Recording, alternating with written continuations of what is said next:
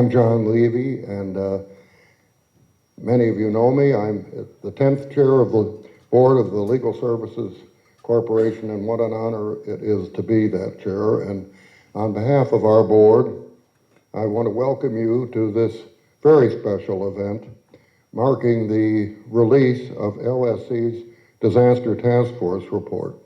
This is a remarkable study, more than a year in the making, exploring the important role that civil legal aid plays in disaster preparedness and response, and it recommends comprehensive ways to incorporate legal aid into disaster planning. I particularly want to thank the New York City Emergency Management Department for hosting us here this morning, especially Commissioner Deanne Criswell, the Deputy Commissioner, External Affairs, Christina Farrell, is Christina right there, and Deputy Commissioner for Legal Affairs, Stella Guarna, over there. There you are. Thank you so much. We'll be especially privileged to hear from the Commissioner Criswell in a few minutes, and also we're really honored to have U.S. Congressman Donald Payne here with us this morning. I need to take a moment, though, to really thank the Latham & Watkins law firm. They not only financially supported, but they supported with a team of lawyers and staff folks pro bono. They gave it all to the subcommittees and to the entire workings of the task force, hosting us in meetings in Washington and Houston, and we were so lucky that we had, as a task force co-chair, your New York's very distinguished former Chief Judge, Jonathan Lippman, and his colleague, Rob Malionik, who's snuck in the back there, and they so ably led the Latham team. And we're so grateful also to our own LSC crew, led by our tireless Vice President of Grants Management. Now, where are you hiding, Lynn? Here. Oh, way over here, Lynn Jennings. Then Becky Cohn, who does not have much of a voice this morning. Now, our Martin Costello and John Eidelman are not here, but are they? But they really worked on this, and I did see Laura Fu. There's a whole team at LSC that took this on in addition to their regular jobs, and those aren't exactly small positions that they have. So, during the recent years, we've had, I think the number is 500 or so presidentially declared natural disasters, 18 of them in New York State, just since 2010. And you all know about Hurricane Sandy. Well, low-income survivors, we've certainly come to know this, are typically the hardest hit by a disaster, and they frequently have overwhelming legal needs.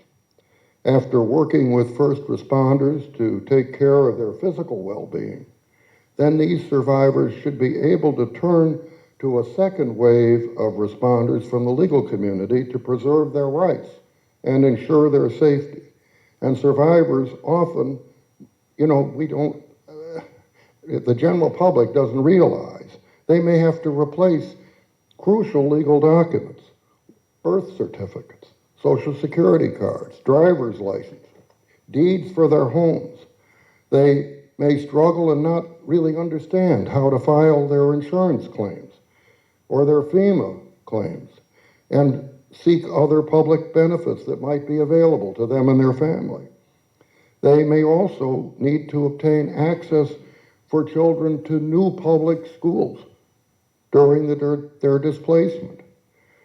Survivors often, unfortunately, experience, and we've heard this so many times, landlords attempting to price gouge or create other issues for their tenants, such as they can't get essential repairs made.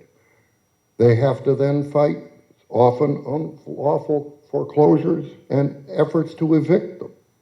And to get those repairs, homeowners may need to, unfortunately, fend off fraudulent contractors that tend to show up in the wake of disasters across our country. Now, would you know how to deal with that? Well, most disaster survivors have no idea. They don't know how to deal with these issues. They don't even necessarily recognize the issues as legal. They've been battered, their families left stranded, and here they are without the resources or wherewithal or knowledge to access the justice system, which they need now to protect their rights. And so this task force, which brought together more than 60 leaders from the business, legal, and emergency management communities, LSC's grantees, other stakeholders, recognizes that legal aid providers are key to addressing the legal issues that arise for so many following a disaster. And the recommendations offered by the task force's report highlight some concrete steps that we can take to build a systematic, coordinated, sustainable approach to helping low-income individuals and families and communities prepare for, respond to, and recover from a disaster.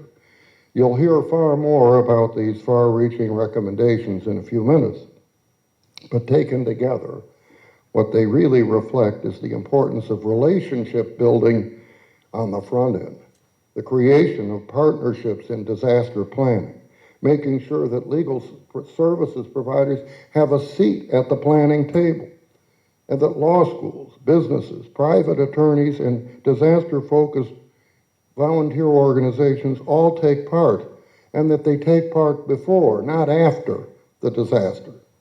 As former director of Illinois' Department of Public Health, Eric Whitaker, put it, emergency preparedness is a team sport.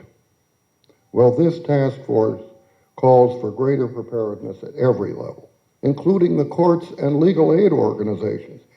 You know, they can't provide services if they themselves are not operational, and we've learned that too.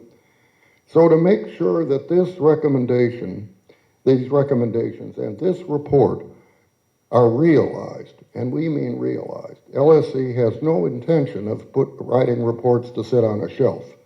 We're forming a multidisciplinary working group to assist in implementing the task force recommendations, and our board will be monitoring closely how that is proceeding. We'll also continue to educate the emergency management community about the importance of integrating legal services providers in their own work. LSC has significant expertise in working with its own network of national and local partners to help legal aid programs serve low-income clients facing these and other challenges in the wake of a disaster. So through a coordinated national infrastructure, which exists, LSC grantees provide access to resources and information essential for communities to respond to disasters and emergencies. And so with the LSC Disaster Task Force, LSC now expands this outreach and response, and we hope provides a blueprint for making civil legal services an essential component of disaster planning. As our board has met with LSC's grantees across the country during the last few years, we have heard about the significant long-term consequences, you know them here, for communities affected by natural disasters. That's what motivated us to create this special task force. We're so grateful to each and every one of you. And I mean that. The task force worked so hard, and you devoted much of your time and provided your great expertise and insights that have brought us to this day and the creation of what I regard as an absolutely outstanding, invaluable report. Thank you all so very much.